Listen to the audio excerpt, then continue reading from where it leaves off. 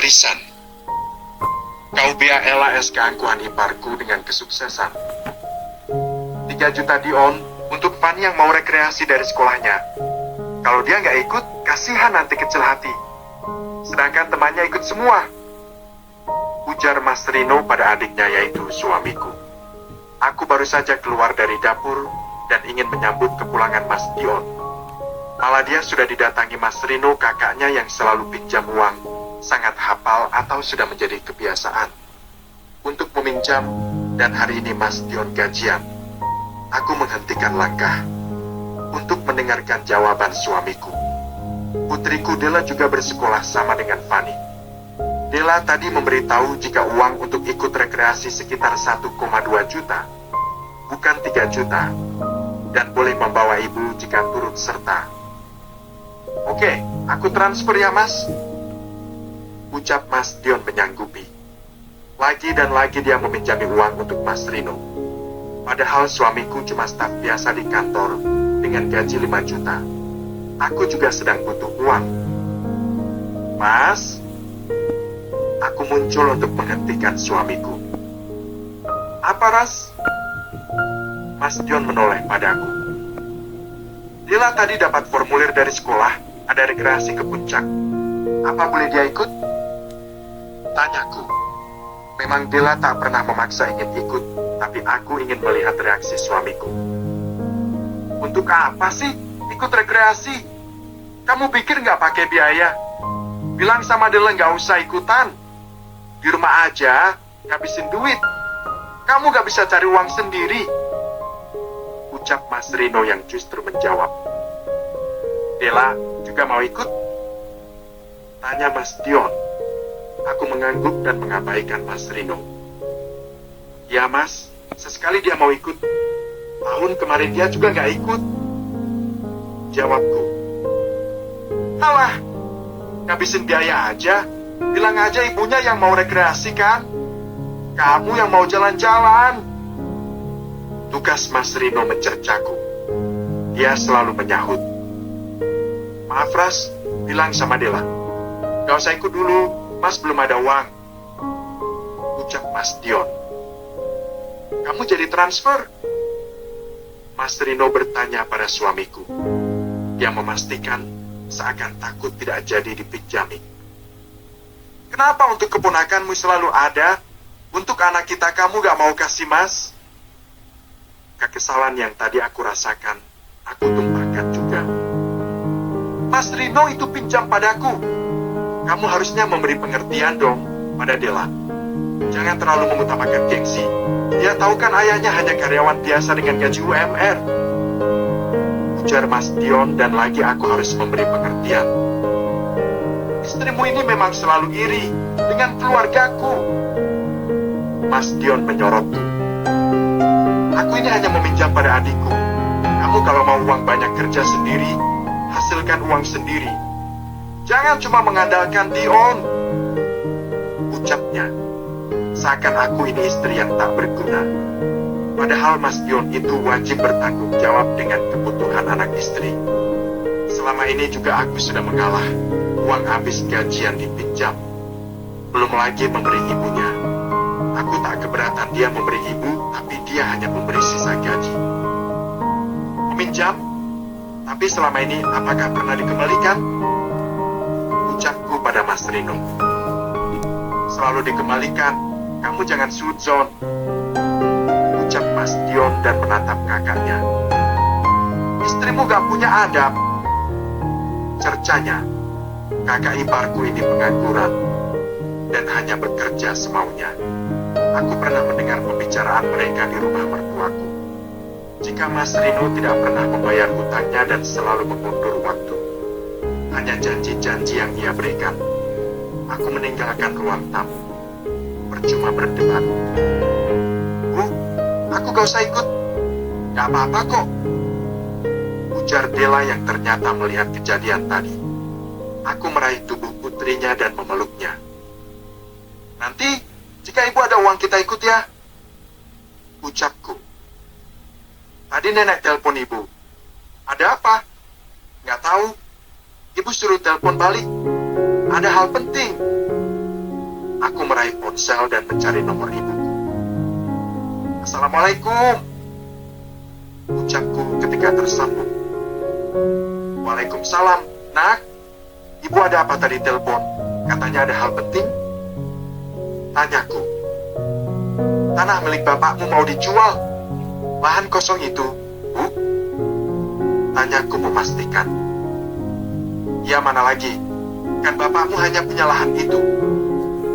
Memang bapak mempunyai sebuah lahan kosong hampir 4 hektar. Dulu aku diminta untuk mengelolanya, namun aku belum mempunyai modal untuk membeli bibit sawit dan juga mengupahi orang untuk membuka lahan. Jadi di dekat situ akan dibangun pabrik kelapa sawit dan perusahaan itu mau membeli lahan bapak dan juga beberapa orang yang mempunyai tanah di sana dengan harga yang mahal. Makanya ibu minta kamu untuk pulang dulu ke kampung untuk mengurus pembayarannya nanti. Karena menurut bapak dan ibu juga lebih baik tanah itu dijual dan uangnya bisa kamu gunakan. Karena kan itu memang untukmu, kamu anak ibu satu-satunya. Mungkin nanti kamu bisa membuka usaha dengan suamimu. Ujar ibu panjang lebar menjelaskan. Katanya mau dibeli 1 miliar untuk tanah bapak. Baik Bu, aku akan pulang. Aku harus merahasiakan ini dari Mas Dion. Mungkin ini jawaban atas doa-doaku selama ini. Aku membuka aplikasi hijau karena ingin mengecek grup sekolah putriku. Semua ibu-ibu bilang jika mereka akan ikut rekreasi dan mendaftar. Hanya Dela yang tidak turut serta. Aku beralih melihat story Mbak Sinta yang seperti memposting foto duit dengan caption, "Makasih suamiku, dikasih jajan untuk pergi rekreasi." Dikasih jajan, jelas itu hasil meminjam. Aku akan balas kesombongan keluargamu, Mas. Gumamku. "Ras." Mas Dion mendekat dan menyodorkan uang 400.000 padaku. Terlihat 4 lembar merah. "Ini untuk belanja bulanan," ujarnya. Aku bergeming. "Kenapa? Kamu gak mau? Hanya ini?" Tanyaku dan mendongak menatap wajahnya. 1 juta untuk ibu dan sisanya 1 juta bagi 2 denganku, ujarnya. "Berikan saja semua pada keluargamu. Aku tak butuh, Mas," ucapku karena sudah lelah bersabar. "Sombong sekali kamu. Mau dapat uang dari mana? Jika bukan dariku. Ingin uang banyak kerja sendiri," ujarnya. Jadi dia mau lepas tanggung jawab dan merendahkan aku sebagai istrinya. Ketika nanti aku bisa mandiri, aku tidak akan butuh lagi nafkah darimu, Mas. Cukup sabar selama ini aku menghadapi keegoisanmu beserta saudaramu yang selalu menjadi penalu. Meminjam uang setiap kamu gajian, mereka seakan merasa berhak menerima gajiku dibanding aku. Tidak, aku tidak akan lagi tunduk. Kita lihat Mas setelah ini bagaimana kamu akan menyesal atau tidak telah menyanyiakan istri dan putrimu sendiri demi keluargamu yang tidak tahu diri. Mas Rino yang pengangguran itu terlalu nyaman menikmati gaji adiknya. Mungkin itu juga yang membuat ia malas bekerja. Selalu mengandalkan adiknya untuk kebutuhan hedon istrinya. Kakak iparnya yang selalu pamer beli barang baru dan belanja menggunakan uang gaji suamiku. Tanpa rasa malu dan sengaja pamer padaku. Mereka memang tak punya rasa malu. Hutang pun tak pernah dibayar, pinjam uang hanya kedok untuk meminta uang. Bertemu ibu mertua di toko emas. KUBALAS kesombongan keluarga suami dengan kesuksesan uang. Oke, aku akan cari pekerjaan sendiri. Ingat Mas, kamu gak akan bisa tanpa aku. Kalau kamu lebih mementingkan keluargamu, untuk apa kamu nikahin aku? Hah? Cercaku pada Mas Dion. Mas Dion tersentak saat mendengar ucapanku yang seperti itu. Dia mungkin saja tak menyangka kalau aku akan berkata seperti ini. Memang selama ini aku hanya diam saja saat suamiku memperlakukanku dengan semaunya. Seolah aku hanya patung dan dianggap manusia yang tak berguna. Sekarang, aku sudah tak mau diam lagi atas semua kelakuan keluarganya. Aku ingin mereka juga merasakan semua penderitaanku pada saat dulu. Mulai berani ya, kamu sama aku. Sudah mulai kurang saja air kamu sama aku, Ras. Balas Mas Dion tak mau kalah. Matanya melotot ke arahku, hampir saja keluar dari tempatnya. Mas Dion benar-benar sudah tak punya rasa kasih sayang lagi denganku. Jadi, untuk apa aku pertahankan rumah tangga ini? Rumah tangga bagai taman kanak-kanak. Terserah apa katamu saja, Mas. Aku capek, aku lelah sama masalah-masalah yang setiap hari datang dan menghampiri rumah tangga kita. Ibumu yang selalu saja meminta uang, kakakmu juga sama, begitu juga adikmu. Mereka hanya memikirkan uang, dan uang saja, tanpa mau tahu sedikit pun tentang perasaanku. Lirihku kini menumpahkan semua rasa sesak di dada yang sudah lama ku pendam.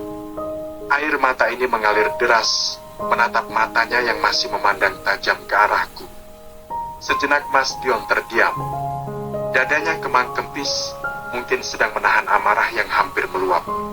Segera ku hapus air mata ini, lalu pergi keluar dari kamar, menghirup udara sejenak di halaman belakang, sambil meresapi semua badai ujian yang datang menghampiri keluarga kecil kami.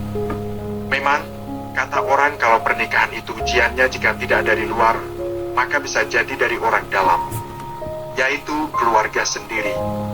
Semoga suatu saat semuanya bisa berubah. Belanja keperluan untuk di puncak nanti. Cak, lagi dan lagi kulihat status alay dari Kak Sinta. Gayanya udah sok selebritis saja, padahal utang melilit. Dasar BPJS. Karena rasa kesal yang sudah tak tertahankan, langsung saja ku balas story Kak Sinta barusan. Cie, yang mau belanja. Banyak duit nih. Tapi kira-kira duit sendiri, apa boleh minjam ya?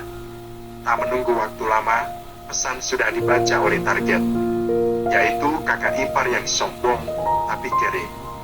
Apa maksud kamu, Ras? Aku mencebikan bibir karena balasan pesannya yang sok benar. Pikir aja sendiri, segera aku taruh ponsel. Karena tak mau lagi meladeni si manusia BPJS itu. Kamu gak usah sok ikut campur, Ras. Toh, kamu saja gak bisa kan mencari uang? Hanya mengandalkan uang dari suamimu saja. Balas Kak Sinta lagi. Seolah tahu dengan apa yang sedang kupikirkan saat ini. Aku hanya tersenyum getir melihat semua kenyataan saat ini. Pagi harinya, Mas Dion sedang bersiap-siap untuk berangkat bekerja. Dia sama sekali tak menyapaku hari ini. Dan semua itu tak jadi masalah lagi bagiku. Seperti sudah terbiasa kini dengan sikapnya. Kini Mas Dion sudah pergi berangkat bekerja. Dan niatku hari ini ingin menjual cincin kawin ke pasar. Hanya harta ini satu-satunya yang kini ku miliki. Tapi setelah ini aku akan memiliki uang yang banyak dan membangun berbagai usaha. Agar aku tak selalu direndahkan oleh suamiku maupun keluarganya. Kok, ini kalau dijual laku berapa?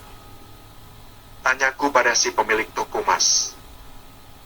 Palingan 3 juta aja, Bu, cincin ini sudah agak pudar warnanya. Aku terdiam sejenak, menghitung ongkos dan biaya lainnya untuk pulang ke kampung. Selama berumah tangga dengan Mas Dion, aku memang jarang sekali pulang ke kampungku. Mas Dion selalu saja beralasan jika aku meminta untuk menengok ibuku di kampung. Sangat berbanding terbalik dengan sikapnya dia ke keluarganya sendiri. Menyedihkan. Terkadang aku juga harus menahan rasa kesal saat Mas Rino meminjam uang terus-menerus pada suamiku tanpa berniat untuk mengembalikannya. Kok murah sekali ya? Kok? Saya beli waktu itu harganya masih 4 jutaan. Jelasku. Ya kan tadi saya bilang, kalau Mas punya ibu sudah mulai pudar warnanya. Jadi harganya segitu. Itu pun kalau ibu mau. Jelasnya lagi, dengan gaya bahasanya yang khas. Karena hati yang masih ragu-ragu, akhirnya kuurungkan sementara niatku untuk menjual cincin kawin ini. Dan bersiap untuk pulang ke rumah. Ini cakep gak, Sin? Saat aku ingin melangkahkan kaki untuk pulang, refleks kepala ini malah mencari pusat suara tadi. Mirip suara ibu mertuaku. Benar saja, ibu mertuaku sedang berada di sini juga, bersama dengan adik iparku. Mereka berdua memang tak melihatku, karena posisiku saat ini berada di barisan paling pojok, sedangkan mereka ada di ujung sana. Dan toko emas ini juga cukup luas untuk para pengunjung, dan juga cukup ramai. Kuperhatikan sejenak mereka berdua, karena aku juga ingin tahu mau apa mereka kemari. Apa mungkin ingin membeli emas? Iya Bu, ini bagus modelnya. Aku jadi pengen juga deh, Bu. Sahut kita sambil memilih-milih gelang model terbaru. Kamu sabar ya, bulan ini untuk ibu dulu. Nanti, bulan depan kita minta sama kakakmu, biar kamu dibeliin gelang yang kamu suka. Kan Dion udah naik jabatan, gajinya 15 juta, belum bonus. Kita minta apa saja pasti diturutin, ujar ibu mertua. Kita pun langsung tersenyum sumringah sambil mengangguk. Seketika ada rasa perih yang menjalar di hati ini. Sakit tapi tak berdarah. Mas Dion naik jabatan dan merahasiakannya dariku. Kenapa terlalu banyak yang ia sembunyikan dari istrinya sendiri? Apakah dia begitu takut jika uang itu aku minta dan digunakan oleh anak istrinya? Dia tak rela. Ibu beli emas? Tanyaku dan mendekati mereka seketika raut wajah ibu syok dan kita memasang raut wajah tak suka ketika melihat kehadiranku di sini. Kamu ngapain ada di sini? Mau beli perhiasan?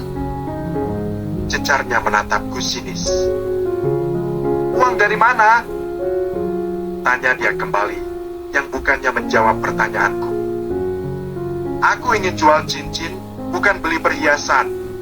Boro-boro beli perhiasan, nafkah saja tidak diberi, jadi aku jual cincin untuk biaya hidup.